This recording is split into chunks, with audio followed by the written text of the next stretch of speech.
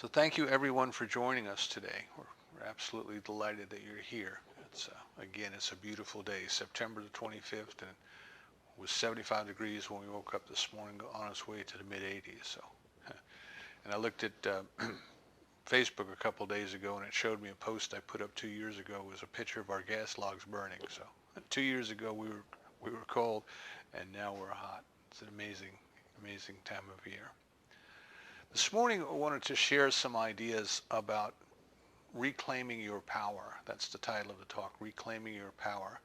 And there are some assumptions that are built into that title that we probably need to explain, some definitions perhaps that we need to go over as we go through this talk. So obviously when we say reclaim your power, there's a couple things that it implies. Right? First of all, that there is a power, and we have to come to some type of understanding. Well, what is that power? What is the power that we're talking about?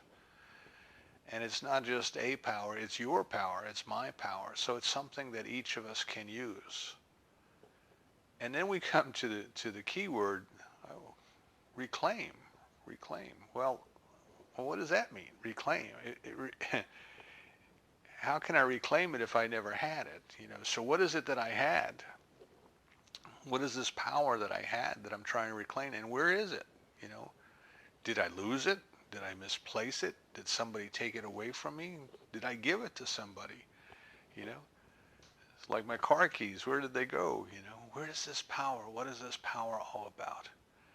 And those are kind of the ideas that we want to share today. And I think these are very important. This is kind of one of the fundamental things that we really need to come to grips with in our lives as we develop our spirituality, as we develop our spiritual growth. We have to understand what we're talking about when we talk about this power, our power, and how to reclaim it.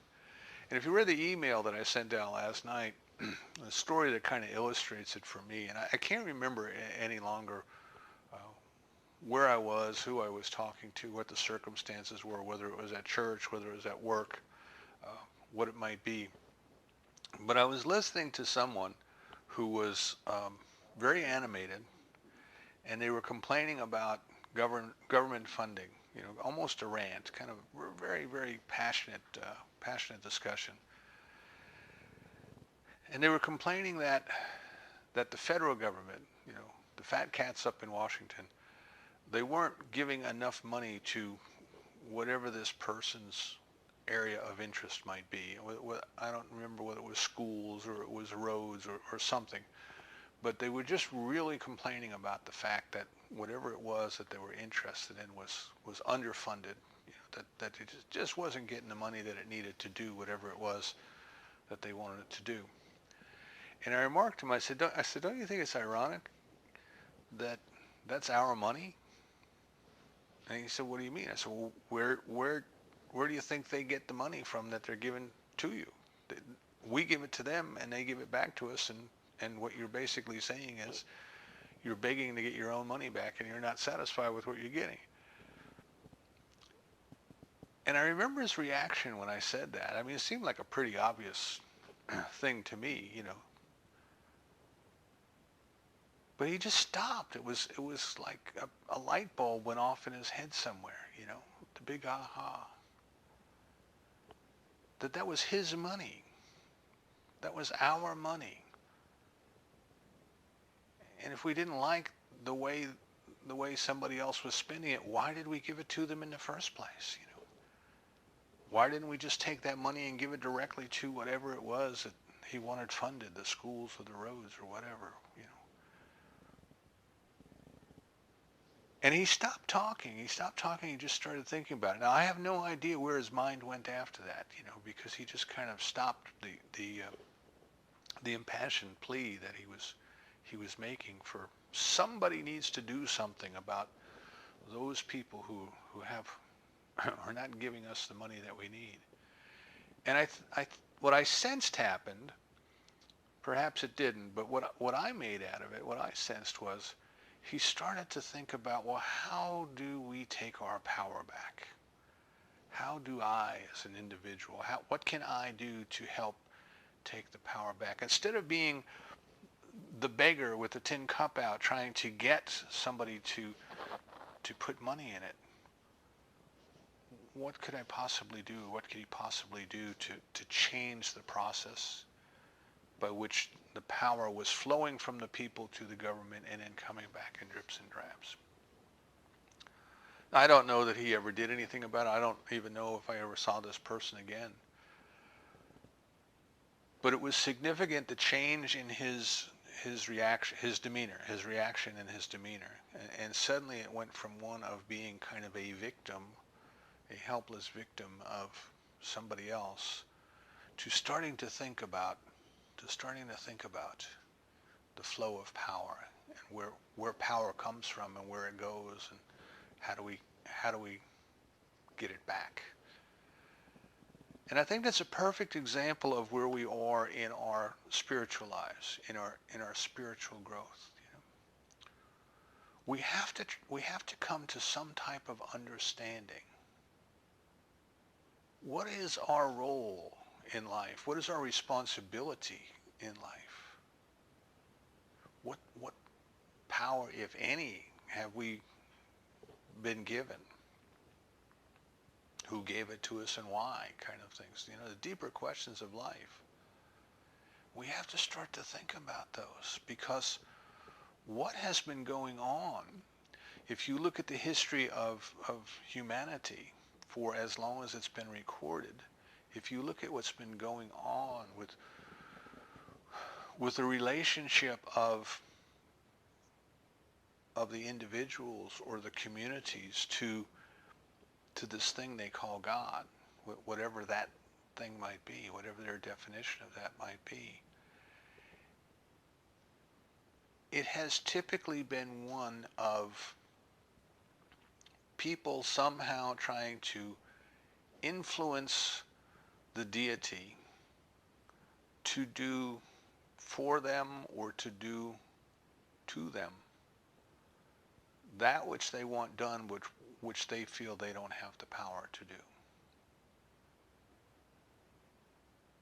They want God to feed them. They want God to clothe them. They want God to bring them happiness, or bring them the perfect mate or the perfect job, you know, perfect car, like Janis Joplin said. Give them the Mercedes-Benz.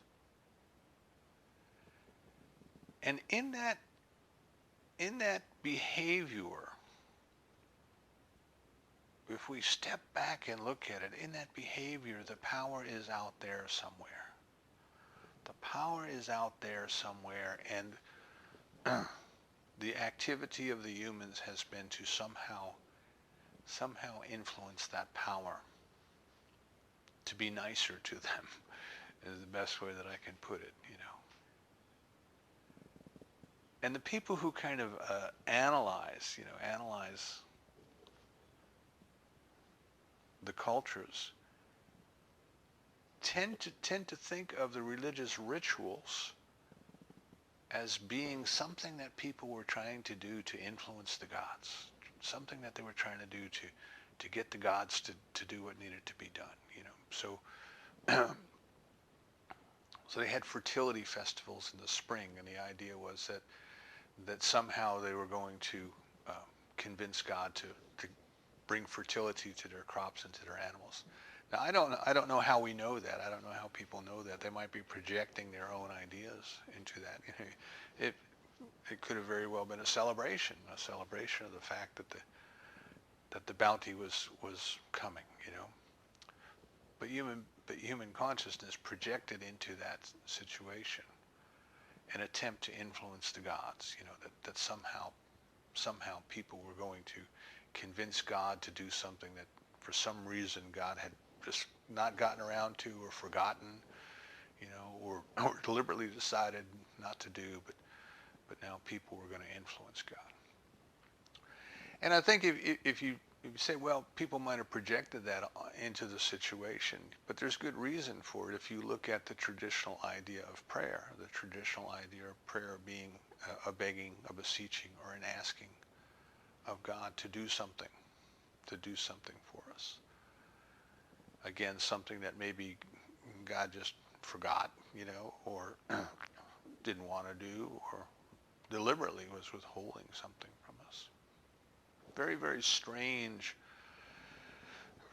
situation if you stop and think about it, that on the one hand God would withhold something from us, but on the other hand would then turn around and give it to us if we asked politely for it, if we asked nicely for it.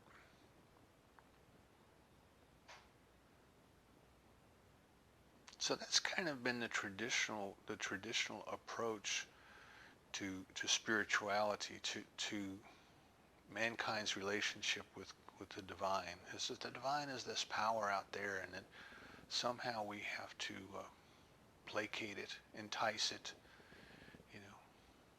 get it to give us the things that we need to do. And certain things that we do, even if you go back to Genesis, certain things that we do pleasing to God, certain sacrifices that we make to God were pleasing, and others were not, So how does our behavior influence this power in order to manipulate it, placate it, to get it to do for us that which we want it to do? And we have to stop and ask ourselves, is that really the way things work? And is there a different explanation? Is there a different way of thinking about life, of thinking about the universe? In other words, is the power to get things done out there, and the only power that we have to please it, to manipulate it, to work with it? Or is there within our own makeup, our own composition, a part of that very same power that responds when the divine said, "Let there be"? Is there something within us that responds when we make our declaration, when we set our intention, when we say, "Let it be in my life, let it be in my circumstances, let it be in my world, let there be peace on earth, let it begin with me," those sorts of things. And if we look broadly across different religious philosophies, and it doesn't even have to be religious philosophy, if you look across pop culture, pop psychology, there is this recognition within many different schools of thought. There is this recognition that once we decide, once we make up our mind, once we make a commitment to something, that there's a change. You'll hear the famous quotes, whatever you would do or dream, begin at once, because once you begin, unseen forces come to your aid. Another place is, once you make a commitment, it's like the old laws suddenly change and things start to work in your favor. I roughly quoted Thoreau and Goethe at the same time, but I think you know the quotes that I'm talking about, right? Make up your mind, decide what you will have, make up your mind. And once you make that commitment, once you make that decision, then the way forward becomes apparent. Up until that time, we may not have seen it, but the way forward becomes apparent. So if we go back to Judaism, we go back to Proverbs, I think it's 23:7. As a person thinks and believes in their heart, why do you believe in your heart? As you think and believe in your heart, so are you. Christianity says, pray believing in your heart. Here's that heart again. Pray believing in your heart that it is done, and it shall be done. Shall. Not might or might not or will or could happen, but it shall be done. In Buddhism, we're told that everything that you experience is a result of what you have thought. The Stoic philosophers, and later on the popular motivational speakers in the 30s in the United States, picked up a quote that said, whatever the mind can conceive and believe, whatever the mind can conceive and believe, the mind can achieve. And Ernest Holmes put it very simply, change your thinking, change your life. There is this recognition, if we will look for it, there is this recognition across many schools of thought that tell us, once you choose, once you make up your mind, there is something that comes to your aid that then produces the change, or changes as needs must be, in order for the fulfillment of that desire, that the demonstration, we would call it, the demonstration of the activity of this power that we call the law of mind. Traditional theology, Christian theology, might call it the Holy Spirit, the doer of the word. There is a doer of the word. So we have the power to choose. We have the power to choose and to believe.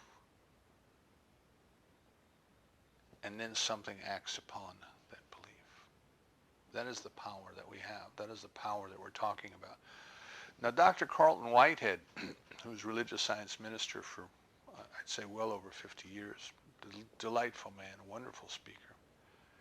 He wrote an interesting little book called Creative Meditation, which was very specifically about how to work with this power. I'm going to hold it up for those who are on YouTube. Let's see when this one came, when I met him. I think it was 94. Yeah, May the 11th of 94, he signed this book for me. And he wrote this book to kind of motivate people to kind of not only know about this power, but use this power. You know, I mean, it's nice to know about things, but unless you can really do something with them, do you really know them, or do you just know about them? Right? And this is the whole debate of faith without works is dead, and all those kind of things. If you really know it, something changes. If you really know it, something's going to change in your life. And if you don't really have it, if you don't really know it, everything goes on the same. So Dr. Whitehead starts out in the very beginning of the book, and he says, you know, the one thing that everybody seems to want in their lives is to be in control.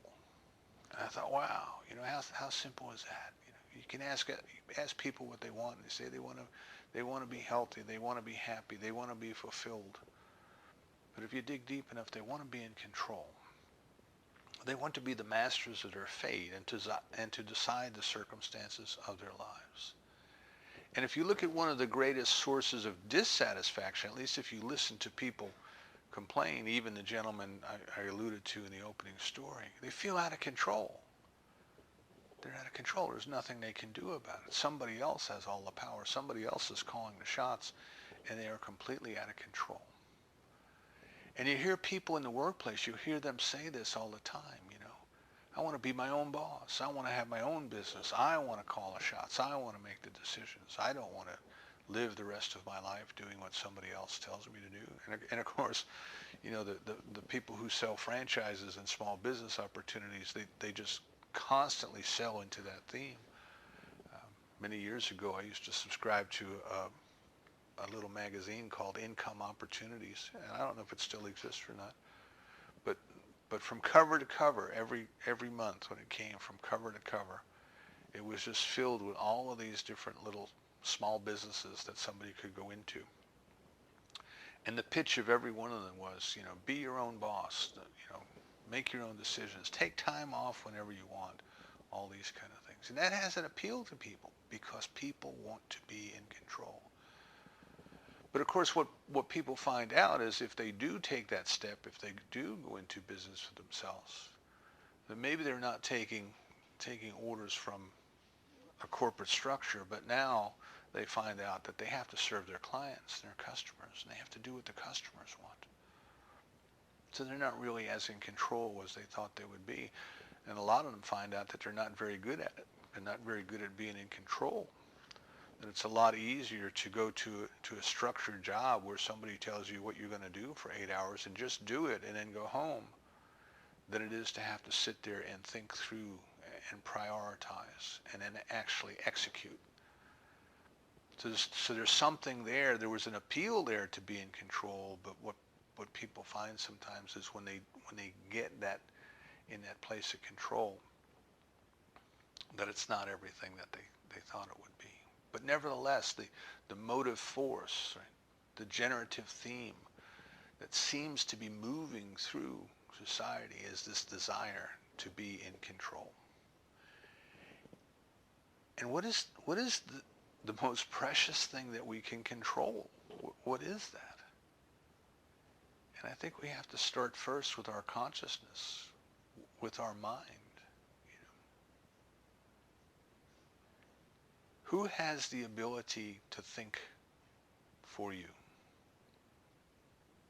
No one. Who has the ability to choose for you? No one. No one unless you give them that ability, Who has the ability to decide? Only you. Only you. And like our friend who sent all his money to Washington and then complained he didn't get enough of it back. How many times do you and I delegate our responsibility to decide? You ever see a group of people go into a restaurant and get the menus, and they're all sitting there and they're looking at the menus and they're looking around at the tables around them and they're looking, some of these menus are so complicated it would take you a day and a half, I think, to get through them. Am I looking at the breakfast menu or the lunch menu? What am I looking at here? There's a senior citizen menu. Do I go there for my 10% discount? We go back and forth. And eventually what they do is they start to fold up the menus to look at one another and say, well, what are you going to have? What are you going to have? And then somebody says, well, I'm going to have this. And they say, okay, I'll have that too. And then, of course, their food comes and they sit down and they start eating. And then another tray goes by and they look at that and they say, oh, I wish I had ordered that. You have to make up your mind. You have to decide. Emmett Fox came to us from England, and when he arrived in New York City, in New York at the time, for anybody who had been there or other big cities, I'm sure they had Horn and Hard Arts was a cafeteria chain in New York City and other places. And Dr. Fox said that where he came from, he had never seen a cafeteria before. So he saw this restaurant on the corner. He saw people going in. He looked in the window and he saw people eating all kinds of food that looked pretty good. And he was hungry and he decided he would go in there and eat. So he did. He got up. He got up and he went into the cafeteria and he saw an empty table and he sat down. And he waited and he waited and he waited. And no one came to take his order. And he said to himself, this is most interesting. He said, everybody else is getting food and I'm not getting food. I wonder why this is so. So he went and he asked someone. And he said, what's going on here? He says, nobody's coming to wait on me. And they said, well, it's self-service. So you have to go up there and you have to get a tray. And then you go through that line and you just tell them what you want. And they'll put whatever you want on a plate. They'll give it to you. And then you come back and sit at your table. And he chuckled, but he knew that there was a sermon in that story. See, if he wasn't willing to decide for himself, there was nobody else there who was going to decide for him. And as we start to develop spiritually, as we start to grow, we have to recognize that the divine mind has created us with this thing called free will, the freedom to choose. And the divine mind cannot do for us what it created us to do for ourselves. It cannot choose for us. It cannot look down and say, Jim, this is what you're going to get today. This is what you need today. This is what I've decided you'll have today. It can't do that for us. It won't do that for us. We have to decide. And what happens if we choose not to decide? What happens if we choose not to decide? Remember I said it's as you believe in your heart, as you think and believe in your heart, as you pray believing in your heart. That represents your subconscious mind. That is a part of your mind that is below your level of awareness. It is intelligent, it is conscious, it even acts as it might be a personality, but it's not. And what happens is if we refuse to choose consciously, and you see people do this all the time. Oh, God knows better than I do what I need today. I'll just let God send me whatever's good for me today. And if we do that, what happens is we get what we believe in our heart. We get what's in our subconscious mind. Right? So we haven't made a conscious choice. We have made a subconscious choice or a subliminal choice. There is a power in the universe that responds to us exactly according to our belief. Whether we consciously choose that belief or we simply rely on what has already been programmed into our subconscious. The beliefs that we have absorbed from people around us, from race consciousness, from all of these different things. Those are what outpicture in our lives. And they look very familiar to us. We say, oh, yes, I recognize that. That's good. God knew exactly what I wanted. God didn't choose for us. We chose by default. We chose by not choosing. So there's a power in the universe that responds to us exactly according to our belief. It is the very same power that when Spirit said, let there be light, produced enlightenment. When Spirit said, let there be heavens and earth, produced heavens and earth. It is that very same power of thought. Change your thinking, change your life. What the mind can conceive and believe, the mind can achieve. It is that very same power that all of these different philosophies are pointing towards. That is available to you and I and is constantly working through us according to our belief, according to our choices. But the problem is most of us don't choose. Most of us kind of go through life on autopilot. We have our to-do lists. We have all of these things that are running through our heads. The clock goes off in the morning. Our feet hit the floor and we get up.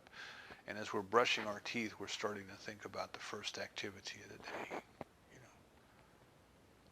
When I get out of here, I'll get dressed. And when I get dressed, I'll turn on the coffee pot. No, maybe I'll turn the coffee pot on first, and that'll be percolating while I'm getting dressed. And then I'm going to get in the car, and I'm going to go here, and I'm going to go there. And we are off and running. We are off and running, and we haven't done the most important thing that we will ever do, which is to sit down and set our intention for the day. To choose. And we even limit ourselves. We in our society, we tell ourselves, I didn't really have a choice. I didn't really have a choice here. We hear our political leaders do that when they do something that's not popular. Well, we didn't have any choice. We had to do that. Our backs were against the wall. We had to send our army into a certain place because we didn't have a choice. We didn't have any choice but to do that. And of course they did. There's always a choice. Of course they did. But they use that as a way of justifying. They use that as a way of justifying something that would be unpopular. And we do the same thing in our lives. I'm not picking on our leaders. They're no more or less human beings than we are. But we do the same things in our lives. We avoid making the decision. We avoid deciding what it is that we will have. We avoid taking responsibility and accountability for our decisions until finally it seems like there's only one clear and obvious choice left. And then we take that and we say, well, I didn't have a choice. I didn't have a choice. Of course we did. We just didn't act soon enough. We kept procrastinating. We weren't thinking about it in a timely fashion. We avoided it for whatever reason. Let me mention briefly, I said responsibility and accountability. The person who is responsible is the one who was able to do something. Right? They had the ability to respond. And the person who is accountable is the one who experiences the consequences of responding or not responding, of doing or not doing. And in our lives, we have both responsibility and accountability. Whatever it is that we choose to believe or not to believe, those are the circumstances in our lives. It is done unto you according to your belief. And if you look at our society, we had a great example in the news in the last week. You had an executive of a corporation going before a panel up in Washington and saying that he was responsible for what was going on in his business. And then the very next day said, well, it was really the action of some bad employees in his business. So he wanted to be responsible but not accountable. He wanted to be responsible, but he wanted the employees that he was blaming the issue on to be accountable. And in our society, you will see a lot of that. Right? He's not the only one. You look at our politicians when they are caught in scandal or doing something, making a bad decision. They will say, "Well, I'm completely responsible. It happened on my watch." And then they'll turn right around and say, "But somebody else needs to be punished. Somebody else needs to be held accountable." We can't escape accountability in our lives. We can abdicate our responsibility. We can refuse to decide, but we can't escape accountability. It just doesn't work that way.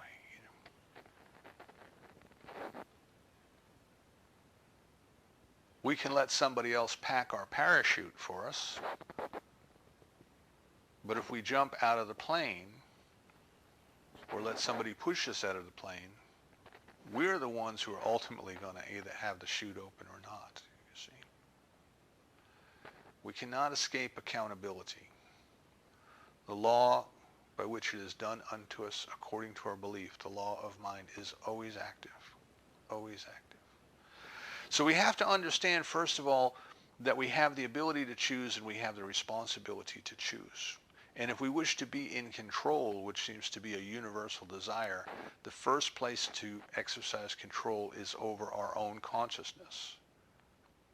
That is, we must choose to decide.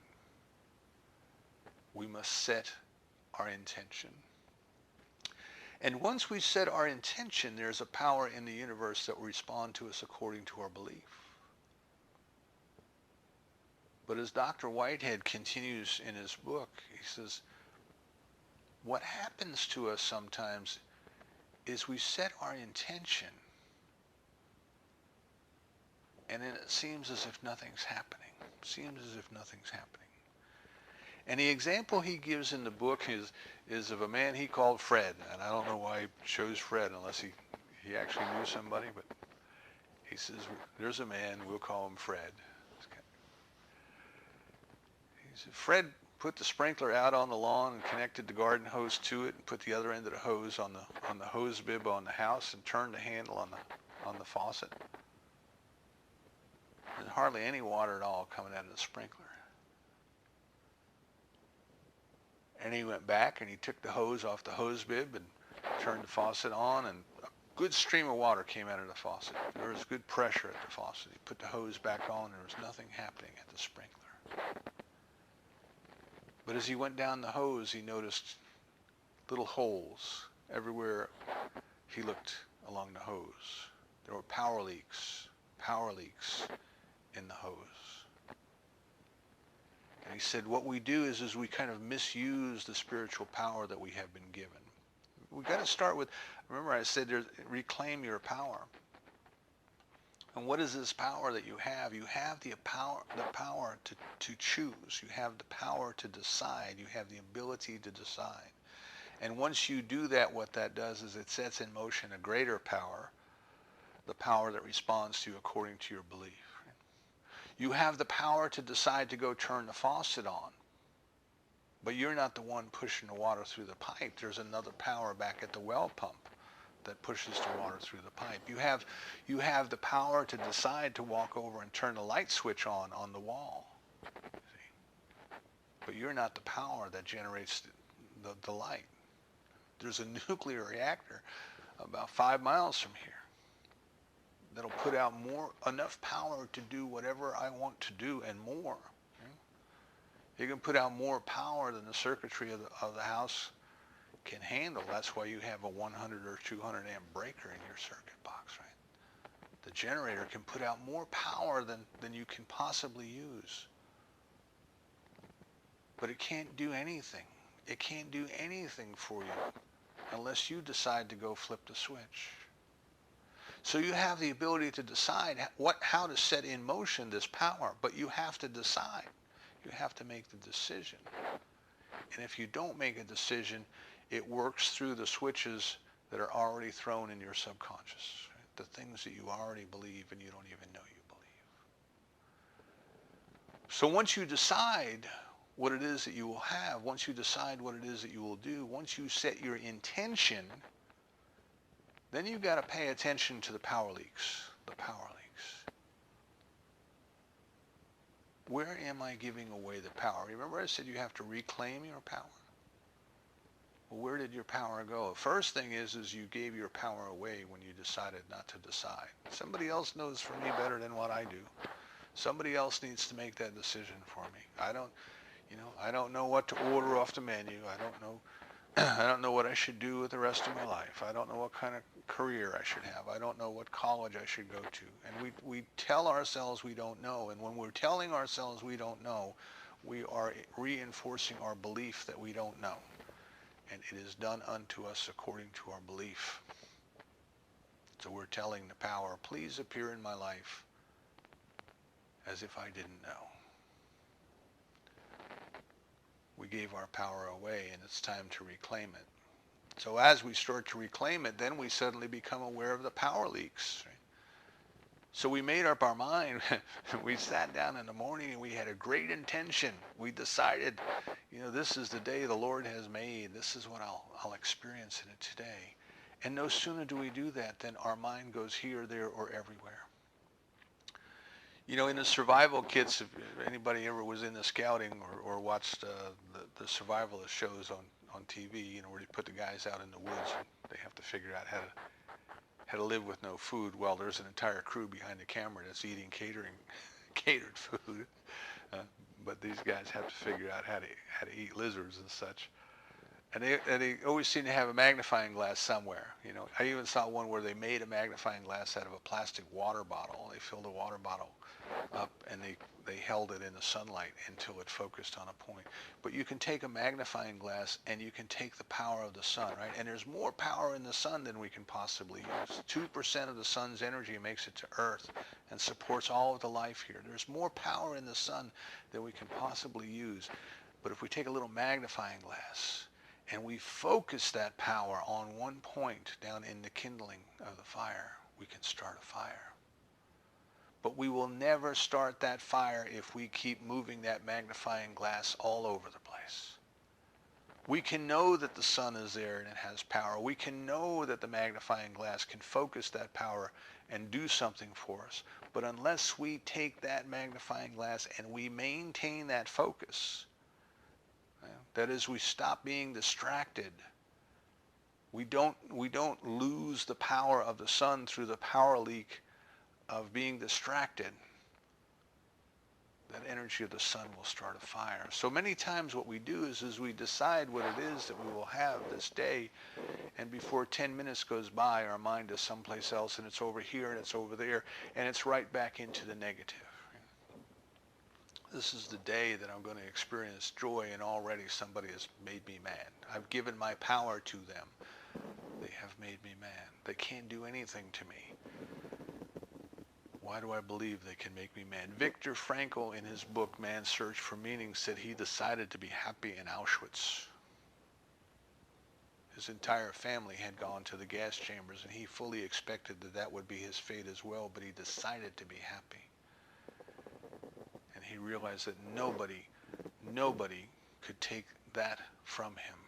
They could take his clothes. They could take his body. They could take everything he had. They could take his food. They could make him stand and made him stand naked out in the open air in the winter. But they could not take away his right to choose to be happy. So if Frankl can do that, and went on to found a school of psychiatry called logotherapy, if Frankl could do that, then each of us can choose. So if you saw the TV show back in the 60s or the 70s, Kung Fu, you know, with David Carradine, it always opened with the Kung Fu master referring to David Carradine as his little grasshopper. And that little grasshopper is the grasshopper mind that flits from here to there to everywhere. So it's also called the monkey mind. It goes all around. And what we must learn to do is we must learn to control where our mind is going. Not only our intention to choose what it is that we would have, but what is it that we are giving our intention to? Are we starting out in the morning saying that this is the day the Lord had made and I am blessed and I receive from the bounty? That everything I need this day's daily bread, that everything I need this day, the money, the gas, the car, everything that I need this day has already been provided. And then immediately we turn on the radio and they start to tell us how terrible the economy is. The Dow Jones has gone down 500 points today, and we go, oh my goodness, what's happening to my 401k? What's happening to the world that we live in? It's all going to hell in a handbasket. And at that point, we need to be aware of what we have just done.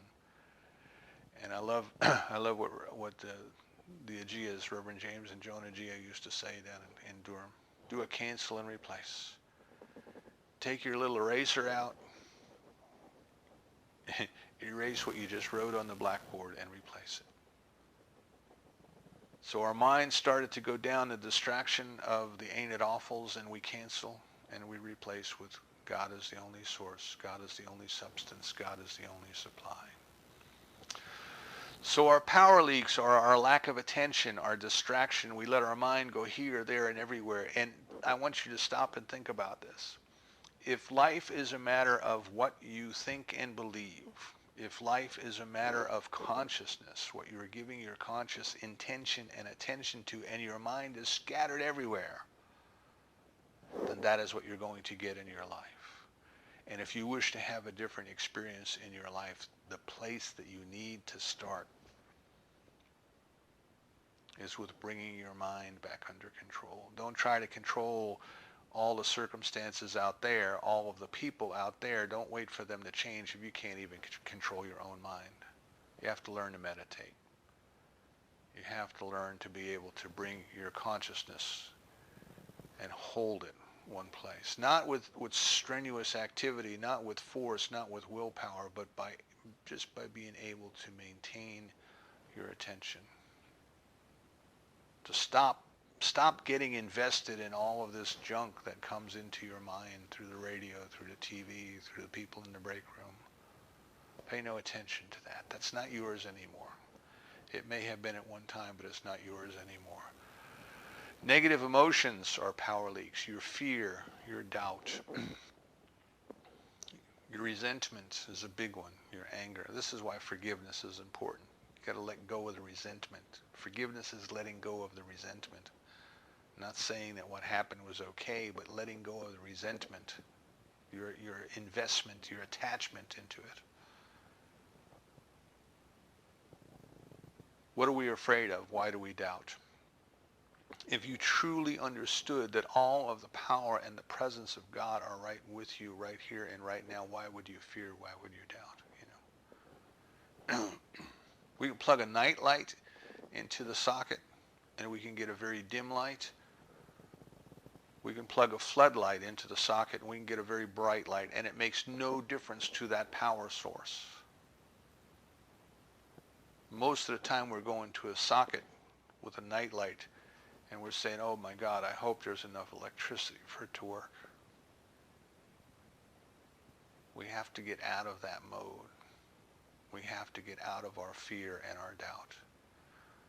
That's why the Bible says, if you know fear, you don't know God. If you knew God, if you knew omnipresence, was right here, right where we are. All wisdom, all power, right here, right where we are. Why would we fear? What would we fear? Who would we fear? Nothing. No one. Why would we doubt? Why would we doubt that which brings the sun up in the morning and the moon up at night? Why would we doubt? See, I think it comes, part of it, into a sense of a feeling of worthiness. We doubt because we feel unworthy. Yes, well, maybe there's this power, but should I really be using it? Or am I good enough and smart enough and pretty enough to use it? And the answer to that is you have no choice but to use it, because it is using you. It is always working, whether you believe it is working or not. It is always there. It is always acting upon what you think and believe in your heart, your conscious and your subconscious. You have no choice but to use it. You have no more choice about using the law of mind than you do about using the law of gravity. You can't get up in the morning and say, "That's it, gravity. I'm done with you. You know, I'm not playing with you today, gravity. That's it. If I drop stuff, it's not going to roll out of my reach."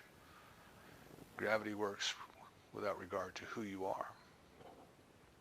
The law of mind works without regard to who you are. So you have no choice but to use it wisely. That's your choice, to use it wisely or to use it unconsciously. And this idea of worthiness that holds many people back is a self-limiting idea. Right? Probably one we absorbed from our race. It tells us we're not good enough. God created us to use this power. It created us in its image and likeness to use this power. And that's what makes us worthy of using it. We have to use it. We have to use it wisely. We have to use it intelligently.